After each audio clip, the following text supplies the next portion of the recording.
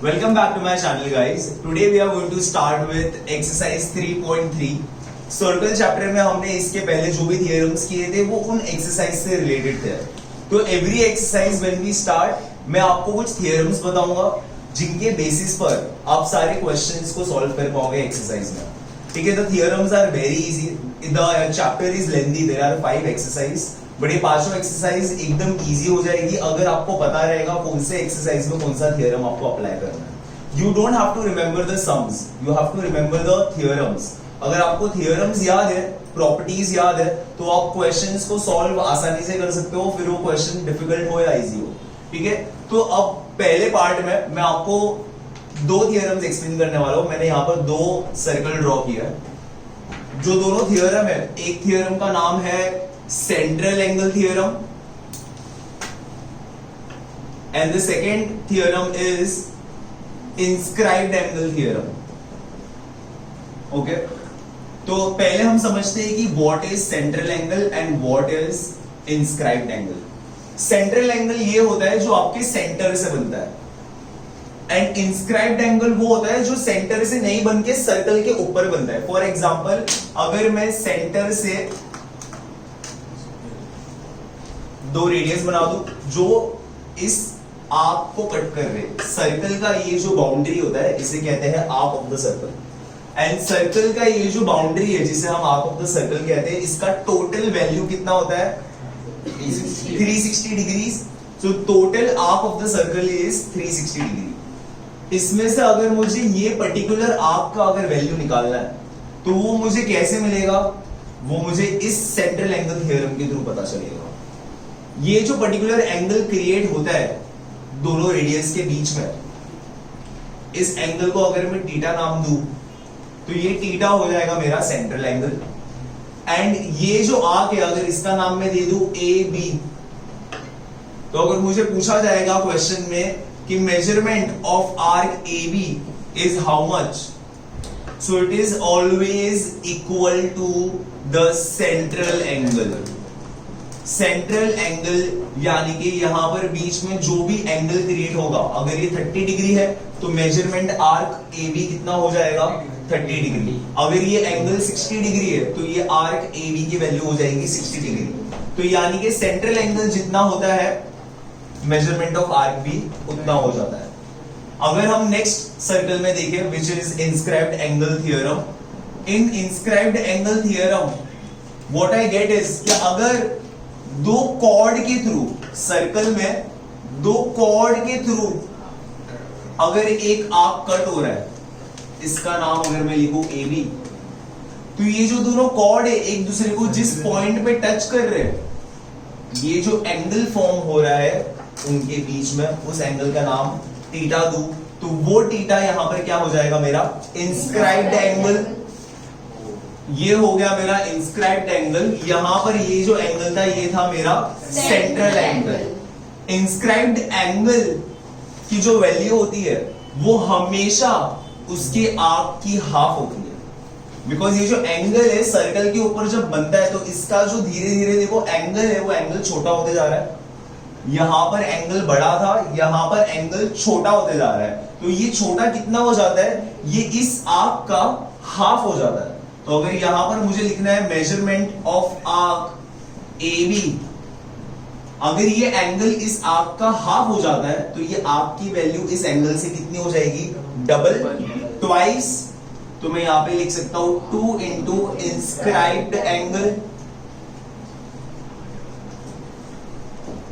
अगर मुझे यहां पर इंस्क्राइब्ड एंगल की वैल्यू निकालनी है, अगर ये इंस्क्राइब्ड एंगल थीटा है, तो अगर मुझे थीटा की वैल्यू निकालनी है तो मैं लिख सकता हूं theta is equals to half of measurement arc A B.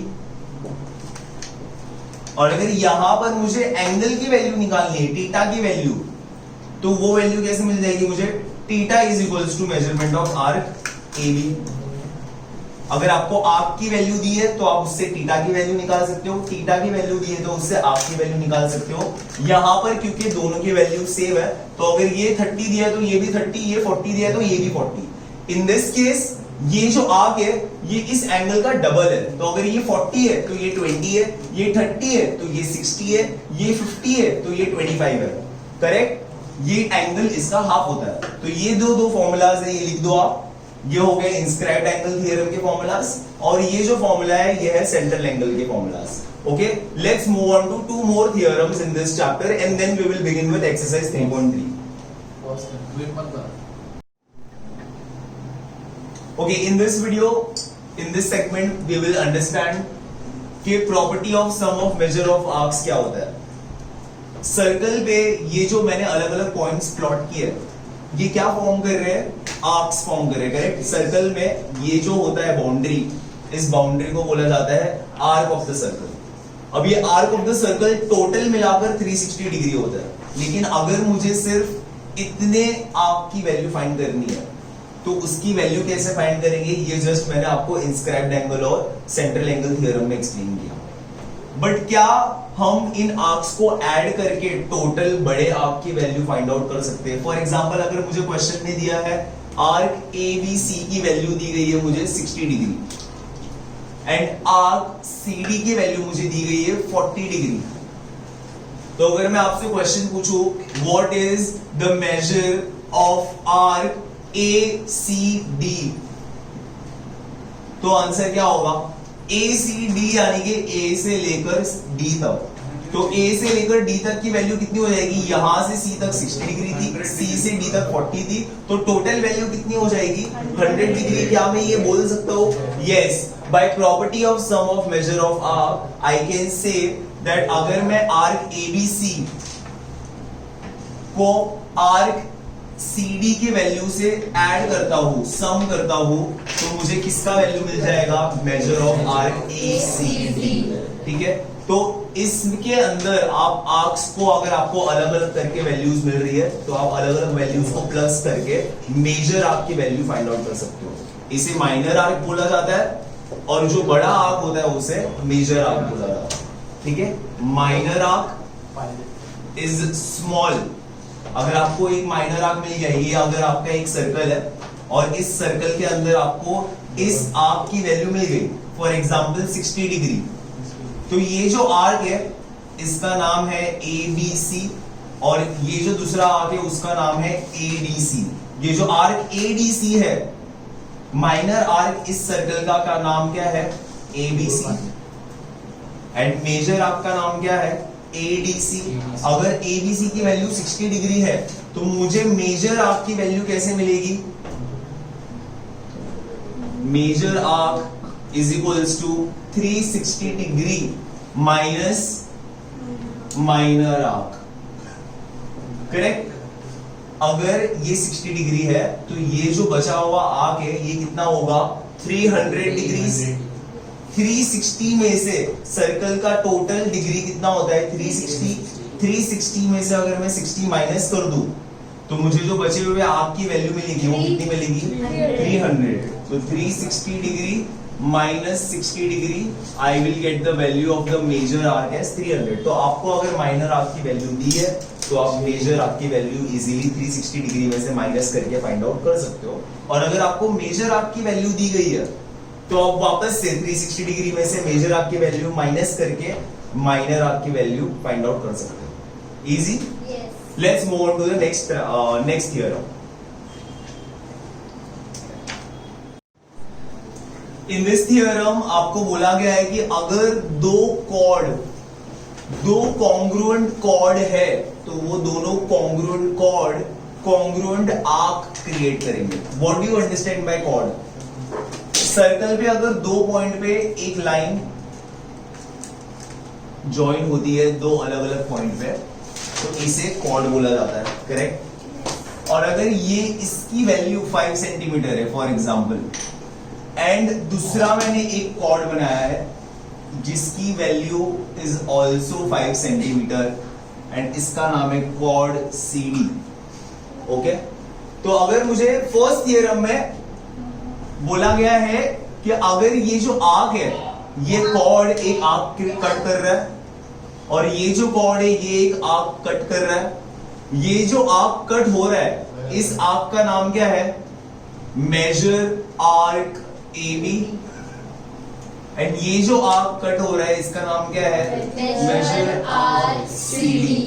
ठीक है, तो ये जो आर्क AB है और ये जो आर्क CD है, अगर ये दोनों आर्क की वैल्यू सेम है, फॉर एग्जांपल इसकी वैल्यू 60 डिग्री है और इसकी वैल्यू भी अगर 60 डिग्री है, तो ये जो कॉर्ड है, जो करस्पॉन्डिंग कॉर्ड है जो इस आर्क को कट कर रहे हैं, ये दोनों भी कॉन्ग्रुएंट हो जाएंगे। अगर इन दोनों की एंगल की वैल्यू सेम है, ये दोनों आर्क की वैल्यू सेम है, तो ये दोनों कॉर्ड की वैल्यू भी सेम हो जाएगी। तो by this theorem the chord corresponding to congruent arcs, ये कॉर्ड है और ये जो दोनों आर्क है, ये दोनों आर्क क्या है, कॉन्ग्रुएंट है, क्योंकि इसकी वैल्यू और इसकी वैल्यू दोनों की वैल्यू सेम है। तो मैं लिख सकता हूं measure arc AB is equal to major arc CD, और अगर ये दोनों आर्क कॉन्ग्रुएंट है तो AB is equals to CD। मैं लिख सकता हूं chord AB is equals to chord CD। So by this theorem I get दोनों कॉर्ड कॉन्ग्रुएंट। Why? Because ये जो दोनों आर्क है, ये दोनों आर्क भी कॉन्ग्रुएंट है, इसके लिए ये दोनों कॉर्ड भी कॉन्ग्रुएंट है। इन द अदर थियरम ये कॉन्वर्स है, इसमें क्या बोला गया, आर्क कॉन्ग्रुएंट है, इसके लिए कॉर्ड कॉन्ग्रुएंट है। इस थियरम में बोला गया है कॉर्ड कॉन्ग्रुएंट है, इसके लिए दोनों के आर्क कॉन्ग्रुएंट है। फॉर एग्जांपल ये एक आर्क है, इसका नाम है XY, एंड ये दूसरा आर्क है जिसका नाम है AB। ये जो आर्क है, इस आर्क का वैल्यू हो जाएगा मेजर आर्क XY, और ये जो आर्क है इसका नाम हो जाएगा मेजर आर्क AB। ये दोनों की जो वैल्यू है वो कॉन्ग्रुएंट कब होगी इस थ्योरम के हिसाब से, जब ये दोनों कॉर्ड की वैल्यू सेम होंगी।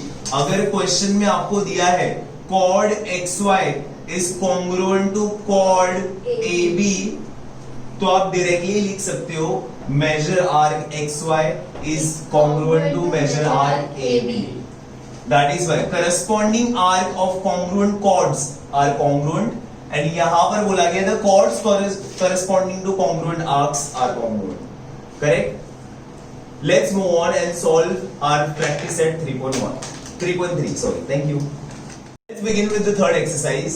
थर्ड एक्सरसाइज में फर्स्ट सम में आपको सर्कल ड्रॉ करके दिया गया है। इस सर्कल के अंदर आपको रेडियस काफी बना के दिया, ठीक है।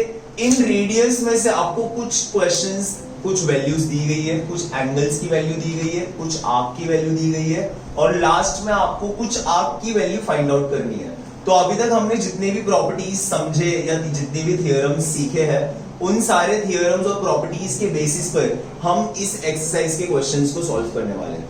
हम सबसे पहले नोट डाउन करेंगे कि क्वेश्चन में क्या क्या चीजें दी हुई है।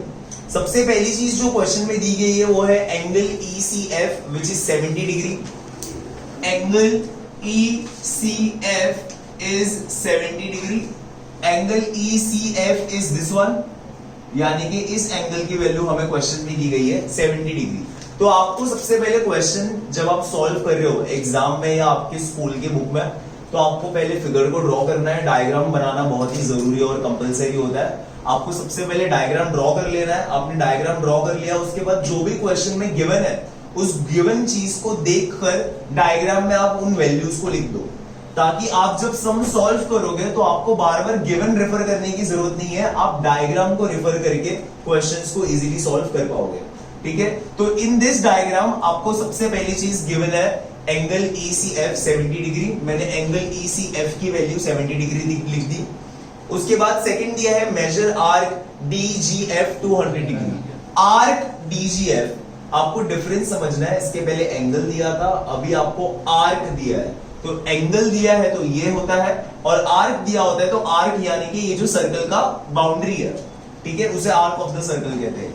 आर्क DGF की वैल्यू आपको दी गई है, यानी कि यहां से लेकर यहां तक की वैल्यू आपको कितनी दी गई है, 200 डिग्री, करेक्ट। तो measure arc DGF is equals to 200 degree. आपके पास दो चीजें दी गई है और आपको दो चीजें फाइंड आउट करने बोली है। सबसे पहली चीज जो आपको फाइंड करने बोली गई है वो है arc EF, correct, sorry arc DE। आपको सबसे पहली चीज जो फाइंड करनी है वो है आर्क DE की वैल्यू, आर्क डीई की वैल्यू कितनी है ये फाइंड करनी है। एंड सेकंड चीज जो आपको फाइंड करनी है वो है मेजर आर्क डीईएफ की वैल्यू। ठीक है, काफी सिंपल क्वेश्चन है।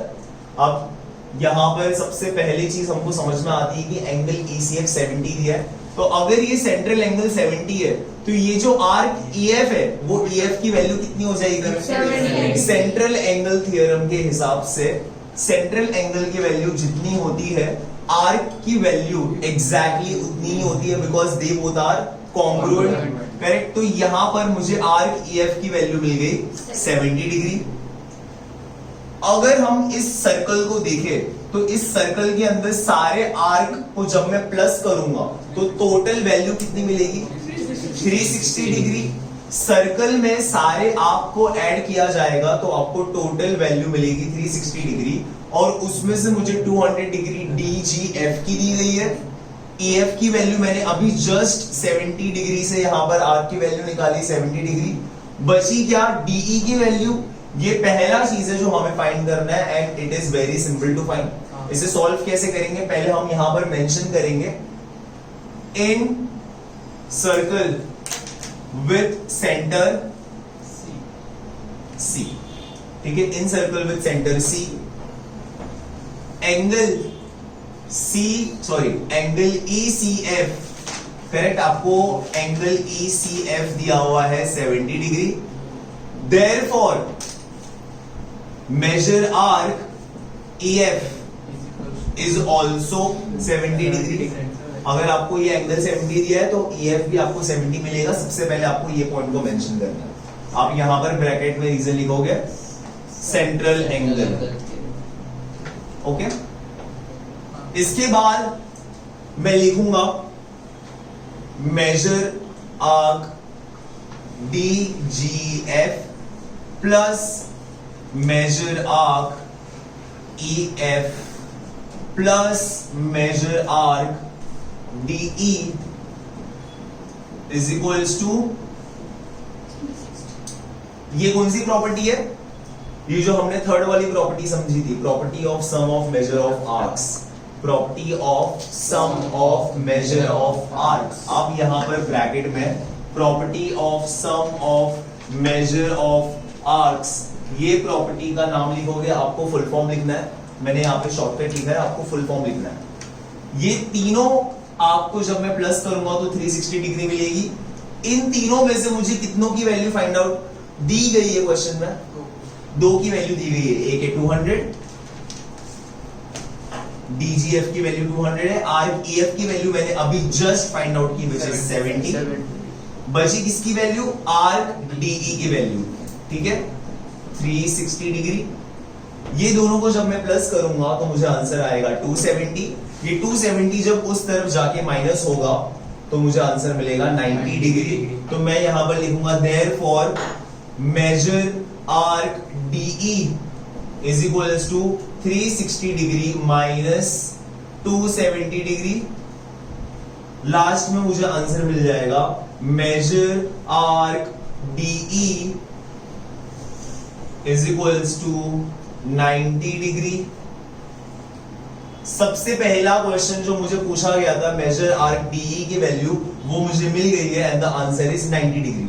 अब हम इसे इरेज कर देते हैं और सेकंड क्वेश्चन की तरफ बढ़ते हैं। फर्स्ट आंसर मिलने के बाद डीई की वैल्यू मुझे कितनी मिली थी? 90 डिग्री। मैंने यहां पर डीई की वैल्यू लिख दी 90 डिग्री। जैसे ही मुझे सेकंड क्वेश्चन पूछा गया, मैंने ऑब्जर्व किया measure arc DEF is this complete arc, और ये कंप्लीट आर्क का वैल्यू फाइंड आउट करना है तो मुझे किसे किसे प्लस करना पड़ेगा? डीईएफ। तो मैं यहां पर लिखूंगा measure arc DEF is equals to major arc DE plus measure arc EF. Correct, therefore measure arc DEF is equals to arc DE की वैल्यू मुझे अभी जस्ट 90 डिग्री मिली, उसके साथ मुझे EF की वैल्यू अभी 70 डिग्री मिली थी। मैंने जब दोनों को प्लस कर दिया तो मुझे मेजर आर्क DEF कि टोटल वैल्यू 160 डिग्री मिल गई।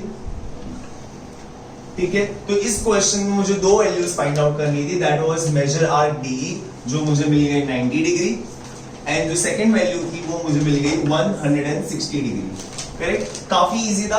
आप जब ये दोनों को प्लस कर रहे हो, ये दोनों आर्क को प्लस करके ये बड़े आर्क की वैल्यू निकाल रहे हो, तो आपको ब्रैकेट में खाली वापस से सेम रीजन लिखना है, property of measure, sum of measure of arcs. Correct, आपको वो ब्रैकेट में रीजन लिखना जरूरी है, उसके हाफ मार्क्स कैरी होते हैं। वो रीजन की वजह से आप ये दोनों आपको प्लस करके बड़े आपकी वैल्यू फाइंड आउट कर पा रहे हो। That is how you have to solve question number 1. Let's move on to question number 2. Question 2 is very simple. आपको एक सर्कल दिया है और बोला गया है सर्कल के अंदर जो ट्राइंगल है, ये ट्राइंगल इक्विलेटरल ट्राइंगल है। What is equilateral triangle? Triangle which have all sides congruent. Triangle जिसमें तीनों साइड और तीनों एंगल कॉन्ग्रुएंट होते हैं, वो ट्राइंगल को इक्विलेटरल ट्राइंगल बोला जाता है। यानी कि QR की साइड, RS की साइड एंड साइड QS, ये तीनों साइड्स एक दूसरे को कॉन्ग्रुएंट है। और angle RQS, angle QSR and angle QRS, अगर सिंपल लैंग्वेज में बोला जाए तो एंगल RQ एंड S, ये तीनों एंगल्स कॉन्ग्रुएंट है एक दूसरे को इस पर्टिकुलर ट्राइंगल में। तो ये तीनों एंगल्स की वैल्यू आपको पता है कितनी होगी? 60 डिग्री। बिकॉज एक इक्विलेटरल ट्राइंगल के अंदर तीनों एंगल्स हमेशा कॉन्ग्रुएंट होते हैं, तो वो तीनों का कितना होना जरूरी है? 60। बिकॉज ट्राइंगल में तीनों एंगल्स को प्लस करके कितना मिलता है? 180। तो सिंपल सी बात है, ये एंगल आपको 60 डिग्री मिलेगा, ये एंगल आपको 60 डिग्री दिया हुआ है। आपको क्वेश्चन में जब भी इक्विलेटरल ट्राइंगल बोला गया है, इसका मतलब इनडायरेक्टली आपको बोला गया है कि उसके तीनों एंगल्स की वैल्यू कितनी है? 60 है और तीनों साइड्स कॉन्ग्रुएंट है। ठीक है, तो इस क्वेश्चन से अभी तक हमें इतना समझ में आ गया। उसके बाद बोला गया प्रूव करना है आर्क RS यानी कि ये आर्क QS यानी कि ये वाला आर्क एंड आर्क QR, ये तीनों आर्क एक दूसरे को कॉन्ग्रुएंट है। वेरी सिंपल, हमने जो लास्ट थियरम किया था, ये एक्सरसाइज चालू करने के पहले लास्ट थियरम क्या था? लास्ट थियरम ये था कि अगर कॉर्ड कॉन्ग्रुएंट है तो जो आर्क होगा करस्पॉन्डिंग आर्क, वो करस्पॉन्डिंग आर्क भी कॉन्ग्रुएंट होगा। तो chord QR, chord RS and chord QS तीनों कॉन्ग्रुएंट है। एंड बिकॉज तीनों कॉर्ड कॉन्ग्रुएंट है, arc QR, arc RS and arc QS तीनों कॉन्ग्रुएंट हो जाएगा। तो मैं इसे लिखूंगा कैसे? मैं इसे स्टार्ट ऐसे करूंगा, इन triangle QRS since it is an equilateral triangle, क्योंकि ये ट्राइंगल इक्विलेटरल ट्राइंगल है, तो मैं लिख सकता हूं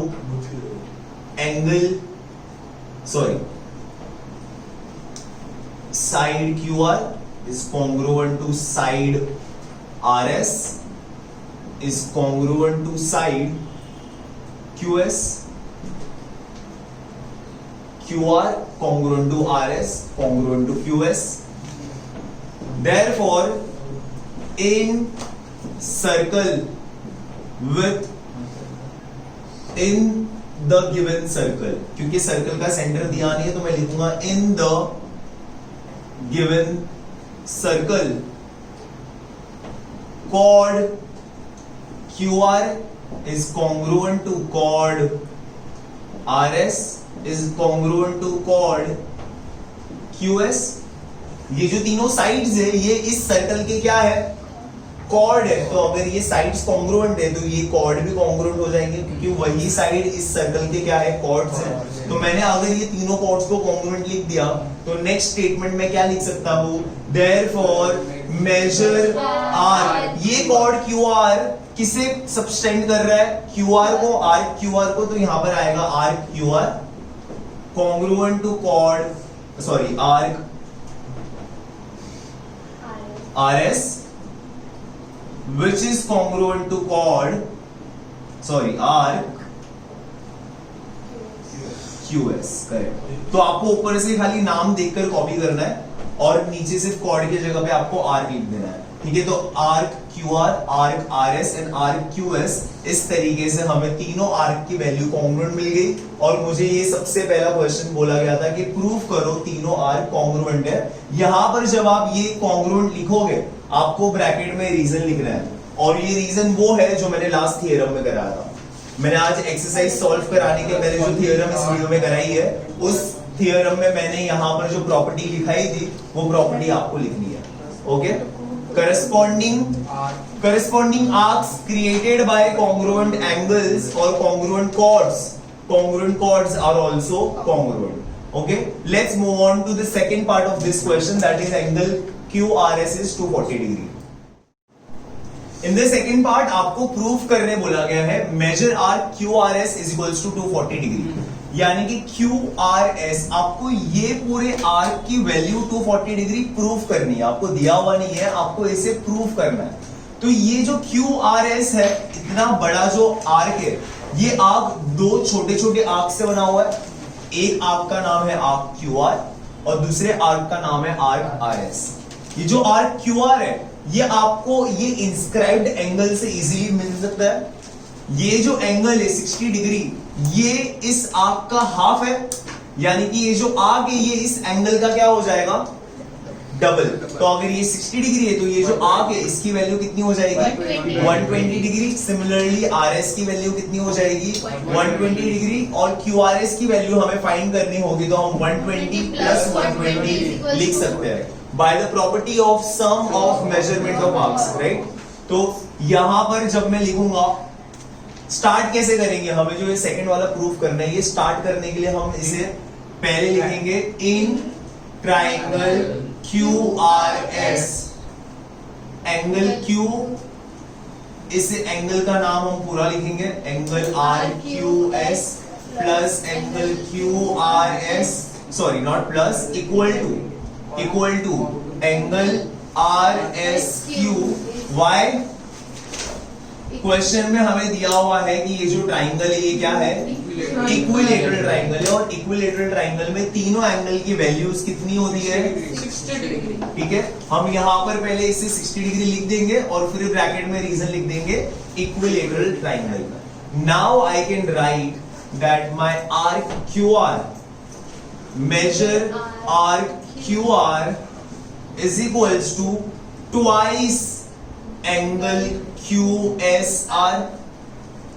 ये जो QR है ये QSR का डबल है, तो मुझे ट्वाइस बोला गया है, यानी कि 2 into 60 which will give me 120 degree.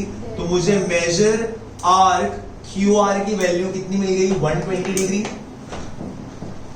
अब मुझे RS की वैल्यू फाइंड करनी है। RS की वैल्यू भी आपको कितनी मिल जाएगी, 120 डिग्री।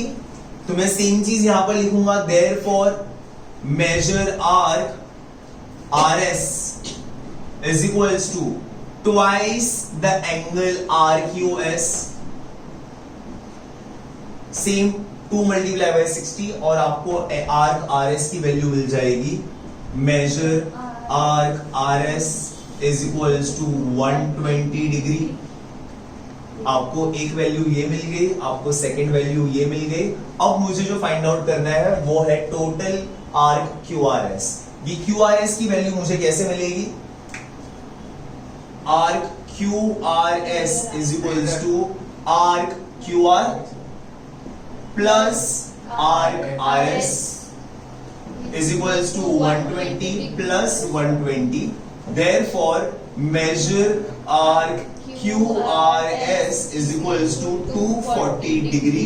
और ये आपको प्रूफ करना था, इसके लिए हमारा लास्ट का स्टेटमेंट हो जाएगा hence prove।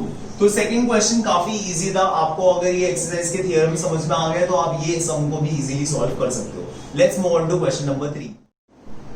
क्वेश्चन नंबर 3 हमारा लास्ट थ्योरम जो हमने कॉर्ड के बेसिस पे किया था, कि अगर आपको कॉन्ग्रुएंट कॉर्ड दिया हुआ है तो जो आर्क कट होगा वो भी कॉन्ग्रुएंट होगा। तो यहां पर AB और CD गिवन है कि chord AB is congruent to chord CD। अगर हम इस सर्कल में देखिए, ये कॉर्ड AB कौन से आर्क को कट कर रहा है, आर्क ACB। अगर आपको 3 लेटर्स, आप कोई भी आर्क का नाम ले रहे हो तो आप 3 लेटर्स तक यूज कर सकते हो। यहां पर जो आर्क है उसका नाम है ACB, और CD जो आर्क है वो किसे कट कर रहा है? CBD को। अगर हम देखें आर्क AB अगर ACB को कट कर रहा है और आर्क CD CBD को कट कर रहा है और AB और CD कॉन्ग्रुएंट है, तो ये जो दोनों आर्क है ये दोनों आर्क भी कॉन्ग्रुएंट हो जाएगा। तो मैं लिख सकता हूं therefore arc ACB is congruent to arc CBD। आपको ब्रैकेट में रीजन लिखना होगा, रीजन लिखना बहुत जरूरी है। रीजन क्या है? Corresponding arcs of congruent chords. इतना ही आप रीजन लिखोगे तो भी आपका रीजन राइट है। Corresponding arcs of congruent chords, यानी कि ये जो कॉर्ड है ये दोनों कॉर्ड कॉन्ग्रुएंट है, इसके लिए दोनों आर्क भी कॉन्ग्रुएंट है। और अगर दोनों आर्क कॉन्ग्रुएंट होता तो दोनों कॉर्ड भी कॉन्ग्रुएंट होता। तो ये प्रॉपर्टी मैंने यहां पर लिख दी। अब ये जो आर्क ACB है वो आर्क AC और CB को जोड़कर बनाया गया, करेक्ट। अगर ACB को मुझे तोड़ना है, टुकड़े में तोड़ना है, तो मैं क्या लिख सकता हूं? AC plus CB। क्या मैं आर्क AC के नीचे ACB के नीचे arc AC plus arc CB लिख सकता हूं? यस, लिख सकता हूं। आर्क ACB के नीचे मैंने क्या लिख दिया? AC प्लस CB, तो मेरा मिल गया ACB। और इस तरफ CBD के लिए मैं CB प्लस BD लिख सकता हूं, correct. Arc CB plus arc BD, ये दोनों का रीजन आपको यहां पे लिखना है। Property of sum of measurement of arcs, correct. Property of sum of measurement of arcs. ये सारे आर्क को जब आप प्लस करते हो तो आपको बड़ा आर्क मिलता है। ये दोनों को प्लस करोगे तो आपको इसका बड़ा आर्क मिलेगा। यहां पर आर्क CB है, यहां पर आर्क CB है। ये आर्क CB इस तरफ आएगा तो आर्क CB क्या हो जाएगा? कट। तो अगर मैं इसे कट कर दूंगा तो लास्ट में क्या बचा? आर्क AC इस तरफ बचा और उस तरफ आर्क BD बचा। और आपको प्रूफ क्या करने बोला गया था? Arc AC is congruent to arc BD। और यहाँ पे आपको वो स्टेटमेंट प्रूव हो गया तो आप लिख दोगे हेंस प्रूव्ड। एंड ये सम काफी ज्यादा इजी था और ये एक्सरसाइज भी काफी इजी था। आप सारे थियरम्स को अगर अच्छे से कर लेते हो तो आप ये पूरी एक्सरसाइज को आसानी से सॉल्व कर सकते हो। इसके आगे आने वाली एक्सरसाइज हम नेक्स्ट वीडियो में बनाएंगे, नेक्स्ट वीडियो में सॉल्व करेंगे। तब तक हमारे चैनल्स के साथ जुड़े रहिए। सारे वीडियोस जो आपको पसंद आते हैं उसे लाइक कीजिए, कमेंट कीजिए। आपके सारे डाउट्स अगर आपको पूछने हैं, दूसरे सब्जेक्ट से रिलेटेड डाउट्स भी आपको पूछने हैं तो आप मेरे व्हाट्सएप नंबर पे व्हाट्सएप कर सकते हैं। और इसके साथ साथ आप ये वीडियो को शेयर कीजिए ताकि ज्यादा से ज्यादा बच्चे ये वीडियोस देख सके और बेनिफिट कर सके। Thanks for watching my video. Kindly subscribe and click on the bell icon. Thank you so much.